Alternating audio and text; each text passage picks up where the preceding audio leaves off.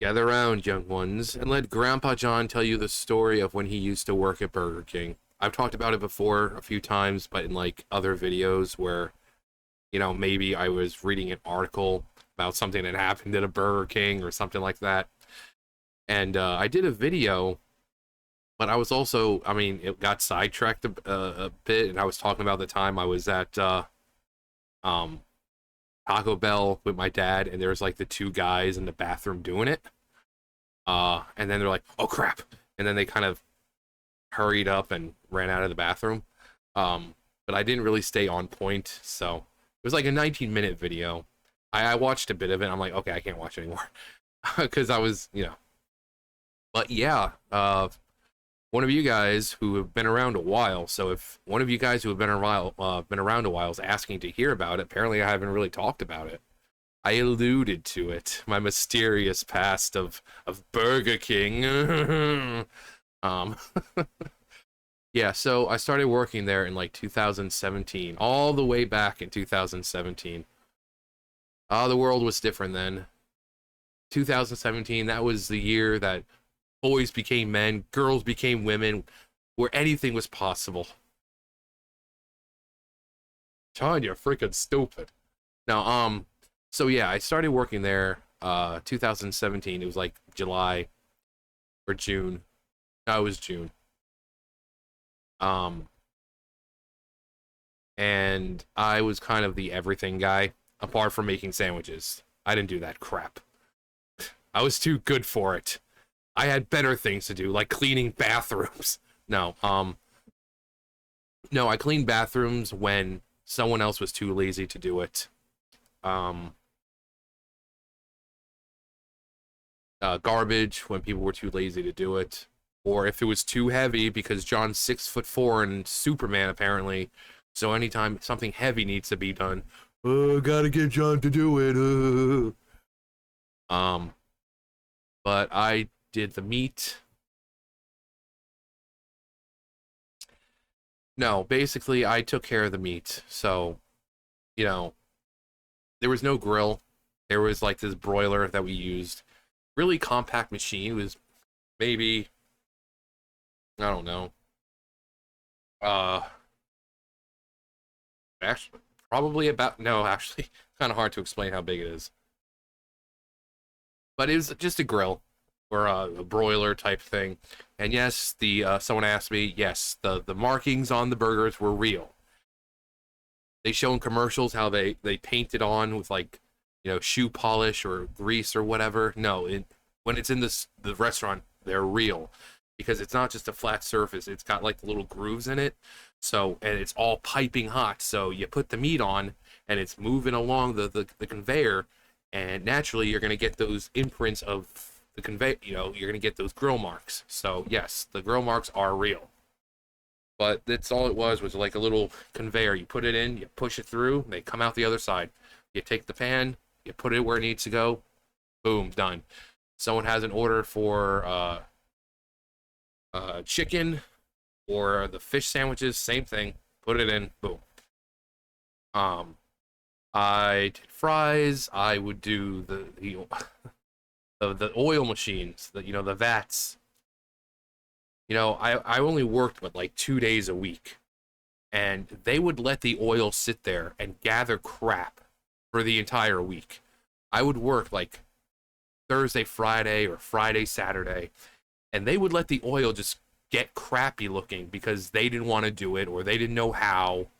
So I'm coming to work and it's like, oh yeah, you got to clean the vats out.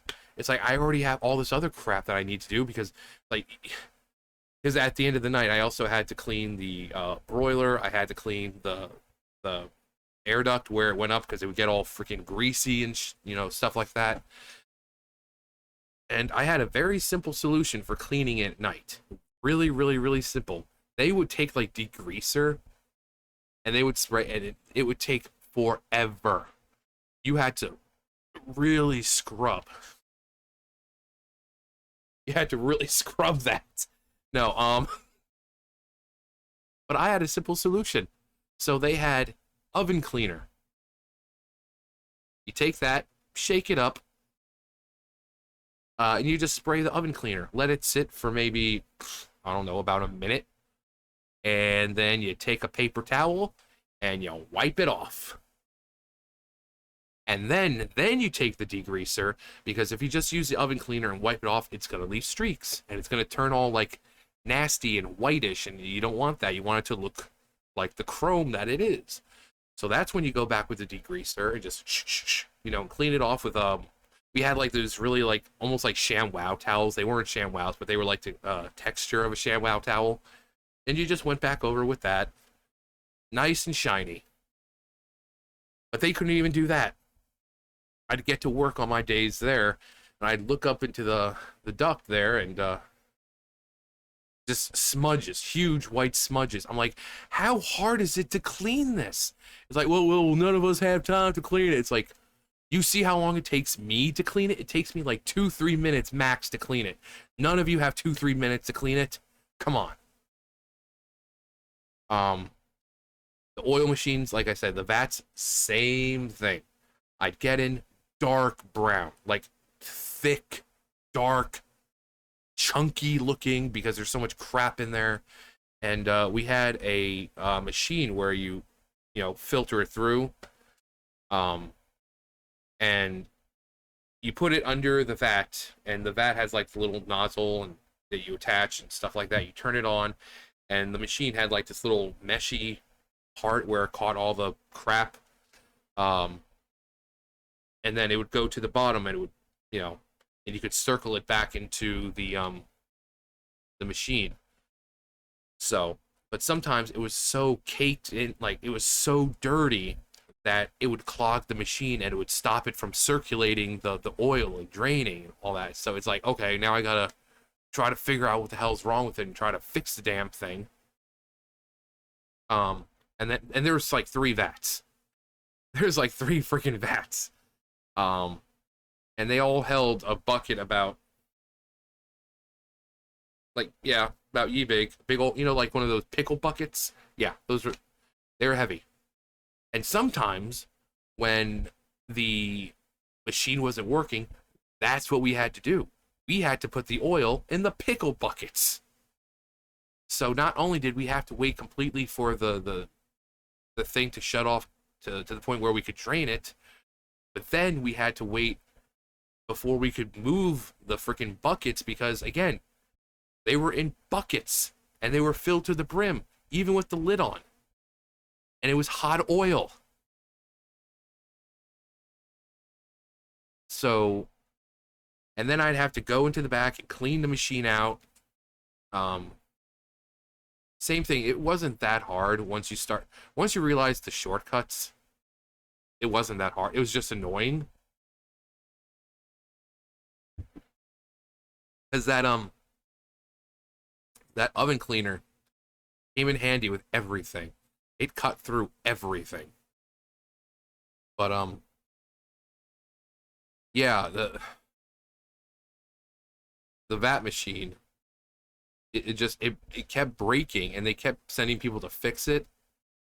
It's like, we just need a new machine. They're just basically just Frankensteining this thing. They're just adding parts, or new parts, this and that. You're not taking care of the problem. You're just basically cutting the heart out and putting a new heart in and hoping that it works. It doesn't work like that. If that's like with the engine. If the engine, what was wrong with it, then maybe. But no, there's obviously clearly something else. Actually, let me see if I can show you guys what it looked like.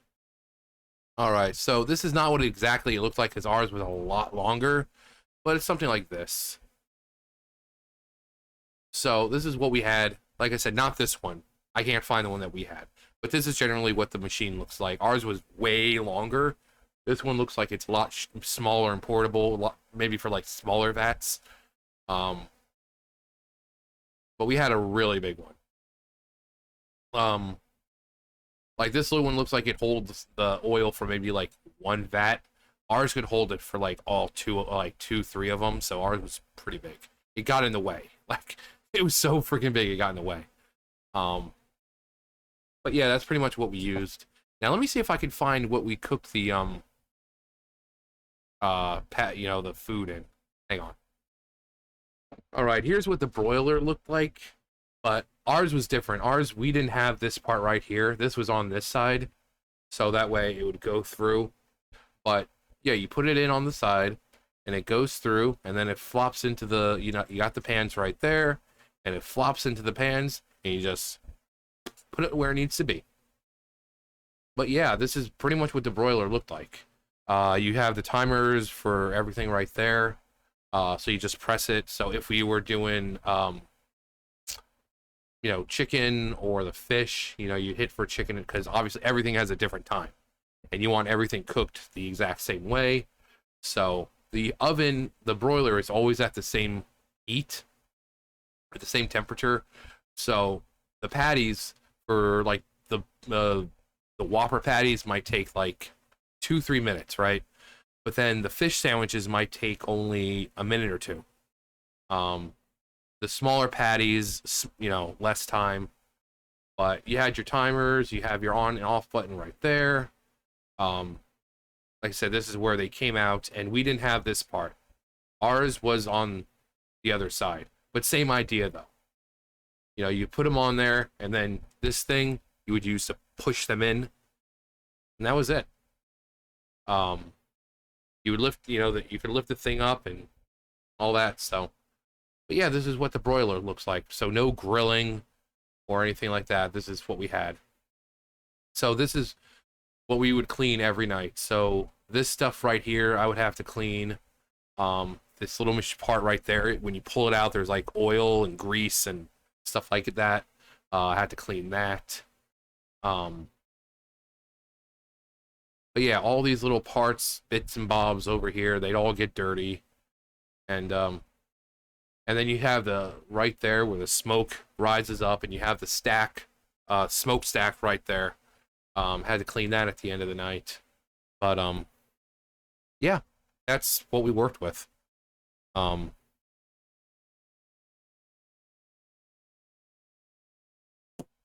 Yeah, so at least I was able to show you guys at least what I worked with.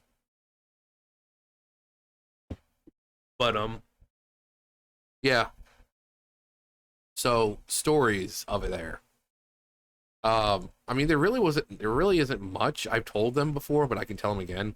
Like I said, I only worked like 2 days a week. I was working 5 days a week at first, but it was costing me. I was taking a taxi like every freaking day. It was costing me more than I was making. So taxis are not cheap. Um, but the one that I tell because it creeps everybody out was the "Who was phone?" That old meme back in the day, and "Who was phone?" So it was during the winter and it was snowing, and I was scheduled, and so I called, and I was trying to find out, hey, it's snowing. Do you need me to come in or what? And the first day, I think it was, they were really good about it. They called me and said, "Hey, John, I know you're scheduled for like, this evening, but we're closing down really soon because it's really bad out right now. So you don't have to worry about coming in today." I'm like, "Okay, well, thanks for letting me know." Great. The second day, because it was still pretty much the same outside, I'm like, well, they haven't called, so maybe I have to work? I don't know. So it was early in the morning, and I decided to call, and no answer. I'm like, okay, maybe they're just busy. And then I kind of waited to the afternoon. It was like maybe 1 o'clock or so. And because I was like, you know what? They're probably busy. Let me just wait till the afternoon. Maybe they'll be, by then. So I called at 1, no answer. And I pretty much called almost every half hour because they were good with answering the phone. So I thought maybe, the power obviously wasn't down, but they weren't answering. I'm like, okay, maybe they are just busy. But I called like 1:30, 2 o'clock, 2:30. Not an answer. And then it gets to like 5 o'clock, 5:30. and I call. And then the timer starts on the phone. You know how you pick up, whoever picks up and you get that timer that starts. So when you hang up, you know how long you were talking and all that. That starts. But there's nothing. There's no sound. There's no one on the other side. And I'm like, hello? And I'm sitting here and I just hear silence, like dead silence. It is kind of unnerving and kind of creepy. I'm like, hello? Thinking that, maybe someone like picked up the phone and was like this and, something like that. And then I'm like, okay. And I hang up. And then I went to work the next day and I said, were you guys here at like 5 o'clock or so? He's like, oh, and then my boss was like, no, we left early. We left at like 12 o'clock. I said, because I called at about 5:30 and someone picked up the phone. He said, that wouldn't be possible. No one was here. I said, well, I called around 5:30 and someone picked up the phone. The timer started, someone picked up the phone. He said, maybe it fell off. I'm like, how would it fall off? How would it magically just not only fall off, but fall off in a way to where it could hit the talk button? He's like, oh yeah, you're right. Because it was in the office and it's against the wall and there's no way that thing is falling forward. There is no way. I said, well, was one of the other bosses here last night? Maybe they came in last second papers, or he's like, no one was here. I'm like, well, someone picked up the phone. So, yeah, ghost.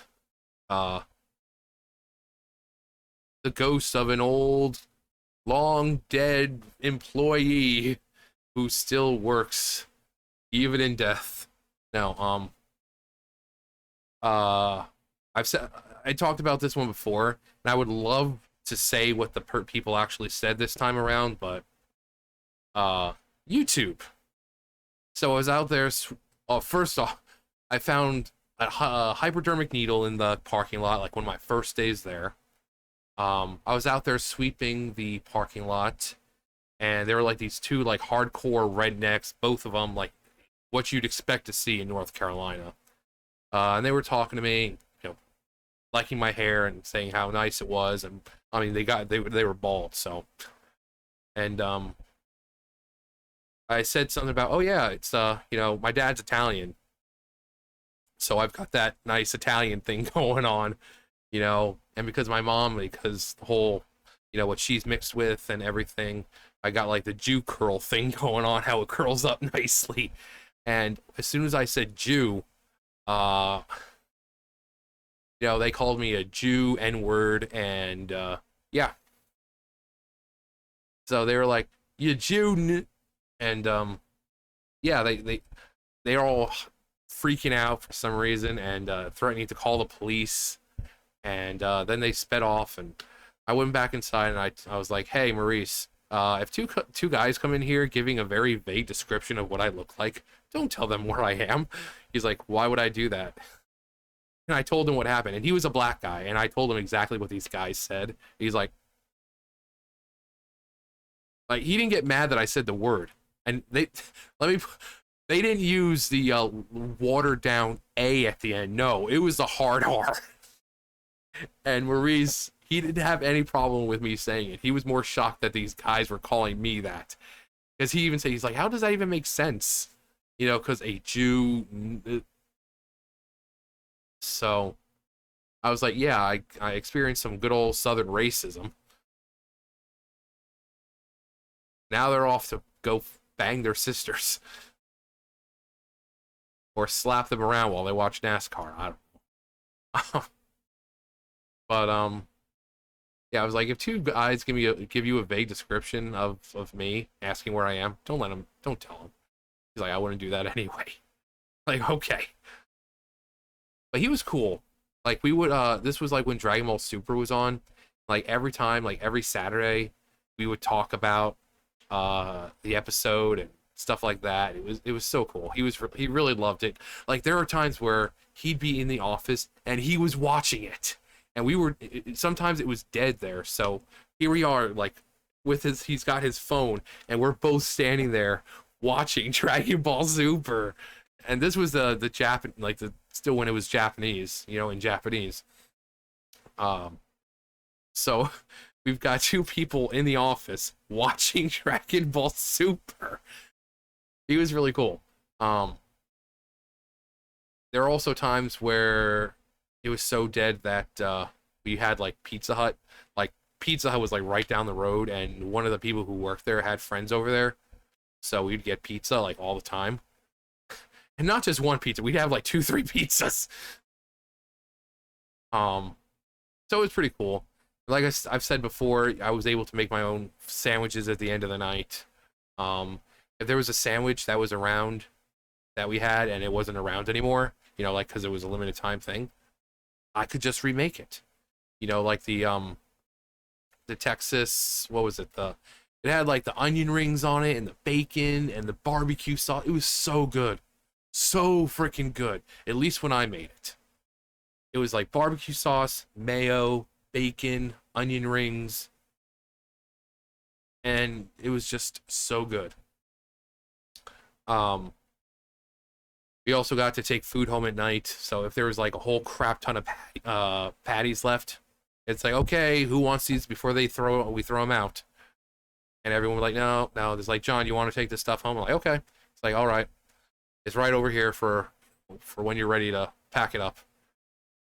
And my friend would pick me up at night, and I'd call her and say, hey, I'm just about finished here. Do you want me to make you anything? She's like, yeah, could you make me a chicken sandwich and, or make me a Whopper or something like that? I'd be like, okay. So getting the food at the end of the night was great because I really wasn't getting paid a whole lot. So being able to eat, while yes, it got boring eating Burger King almost every day, inventive ways I could take those burger patties and make cut it into a way to where you put in spaghetti or fries or onion rings. You make that with something. Just be creative. Also, it's the first time I had peanut butter on burgers, and let me tell you, if you haven't had peanut butter on burger, you need to try it. It is really good. Like really good. And just a plain burger. Just peanut butter on the burger. No ketchup, no, just peanut butter on a burger. It is really good. Yeah, it's really good. You should try it if you have a chance. But yeah, it was nice being able to take food home. I don't like wasting food like that. So you have all this food at the end of the night that would normally get thrown out. But instead we got to take it home. Like I said, there's really not many stories because I only worked like 2 days a week. Just typical like Wednesdays were really, really bad because of the church crowd and the baseball field we had over there. Sundays were bad because of the church crowd. Saturdays really weren't as bad as you would think. But yeah, my last day there. Now, it was just more of a series of unfortunate events, but they saw fit to label me as a hazard and fired me. So we were really, really busy. And like I said, I was the everything guy. If someone needed something from the freezer, I had to freaking get it. If someone needed buns, I needed to get it. If someone needed the freaking fries dropped or the burgers or whatever, I needed to get it. So I'm doing a small area. Now keep that in mind. It's a small area. I barely fit in there because I'm 6'4". So I'm trying to rush around behind people and do this and do that. It's like, John, I need this. John, I need that. John, I need this. So I took the buns that I needed and, put the buns on and took the empty rack and, where I was, normally I always just gently toss the thing. Always lands where it needs to go. It was only like a foot or two away and it just lands where it needs to go. Unfortunately, someone was walking by and don't keep in mind, this wasn't like, I didn't whip it like a Frisbee. I tossed it, gently tossed it to where it lands. But the woman, and she already had problems, and there was no bruise or anything. She said there was, but she clearly lying. You could see there's clearly no bruise. But she was walking by, and the thing just gently tapped her on the arm, And she was like, ah, ah. Again, keep in mind, this was a 37-year-old who looked 57. She basically had no teeth. She was wrinkled horribly. She was, drugs are bad, okay? Basically that. So the thing taps her on the arm, and she starts flipping out, even though it's like she basically had abandoned ship to go outside to smoke. So, but she's coming back. She gets tapped in the arm, and she starts flipping her crap. And so horrible event number one. So can you say that's my fault? Maybe. Could I have put it over there? Maybe. But I had done it so many times, and it didn't, like I said, I didn't whip it. No, you know, like I said, it was like 2 feet away. It was just a light little toss, you know. But then the second one had absolutely nothing to do with me. So when I filled the vats to where they needed to be. You know, there's a line, and that's where you fill it to. So this girl who shouldn't have been working back there because she wasn't, you know, a kitchen member, you know, kitchen crew, she was back there. And this dumbass thought it was going to be a good idea to take a basket full of frozen chicken nuggets and not gently place it into the oil. Oh, no, no, no. No, this idiot tosses it into the freaking oil. She gets splashed back, and I get blamed for it. It's like, he filled it too much. No, it's exactly where it's supposed to be. And then after that, he's like, oh, you know, I had to say this, but, you know, gotta let you go. You're a hazard. And I'm like, she tosses it in there, and I get blamed. What happens when you drop a rock into liquid? That thing could have been half full. Still would have happened. So why am I getting in trouble for it? Like I said, this had nothing to do with me. I filled the oil to where it needed to be. She shouldn't even been back there. And there's the other kid, what was his name? I can't even remember his name. But he used to do it all the time. He'd toss the freaking thing in, and then when it splashes back on him, he's like, whoa, wait, why did that happen? It's like, because you're tossing frozen objects into oil. What do you think is going to happen? She's sitting there like, it's his fault. He filled it too much. It's like, no, it's exactly where it's supposed to be. You're the one who decided to throw it in there instead of just dipping it in like it's supposed to be. I mean, you're not so busy that you can't just dip it in. You know? So, I got fired for that because I was a hazard over something that wasn't even remotely close to being my fault. But, yeah, at the end, I was mad at first, but I'm like, you know what? Between all the crap that I had to deal with, the having to re-clean things at the end of the night because we'd get those people at the last freaking second, like we're a minute from closing. Oh yeah, I'd like 2 Whoppers, a chicken sandwich, some fries and onion rings, please. Everything's off, everything's cleaned, which now means we have to turn everything back on. The oil takes about 15 minutes or so to heat up. The machine, the broiler, takes about, 10 minutes to heat up. And now we've got to wait even freaking longer because some jackass decided to come in and order that much off the menu. And of everything. Like all the different stations, we had to redo. So I was like, you know what? Being fired, whatever. Because not too long after that, I got a job at the factory the first time. So I was like, whatever. But yeah, it was never again. Or at least try not to. I never want to work at fast food again.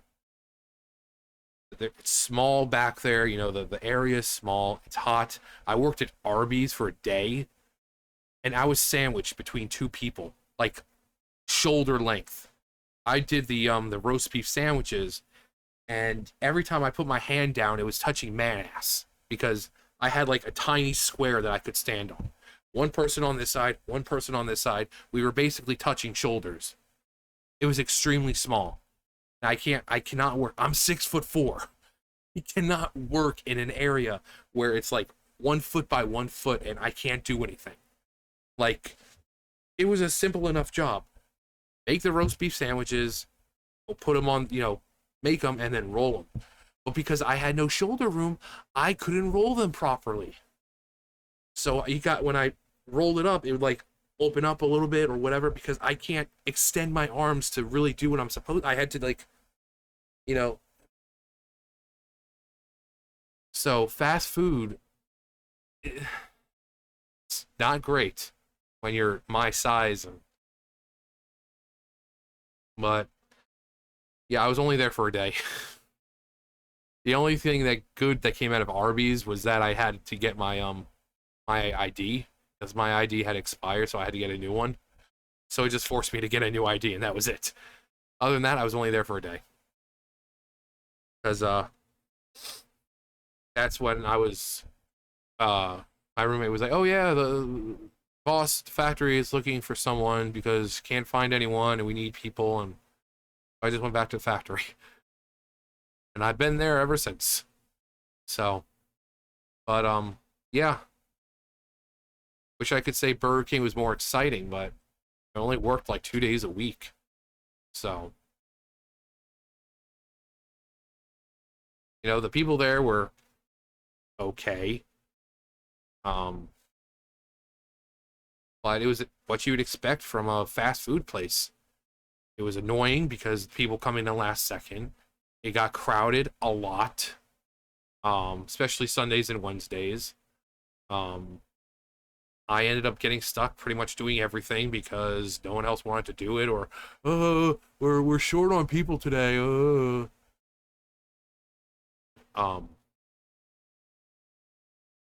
But I did become a Dairy Queen Blizzard connoisseur. So every day on my break that I was there, I had to go over to Dairy Queen and have me a Blizzard. And it was during the summer, so I had like all the new flavors. There was like the s'mores, and was it blueberry cheesecake, cotton candy, stuff like that.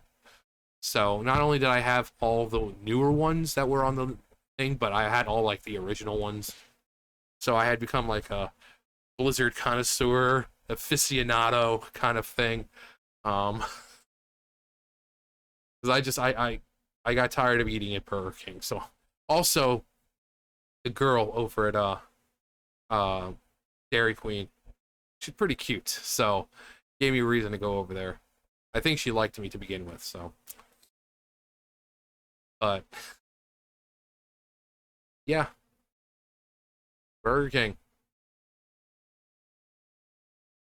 it was Burger King. Anyway, I've been going on for too long. Sorry it wasn't exciting, but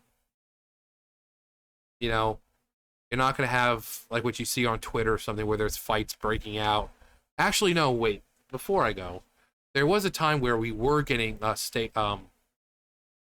what's the word for it?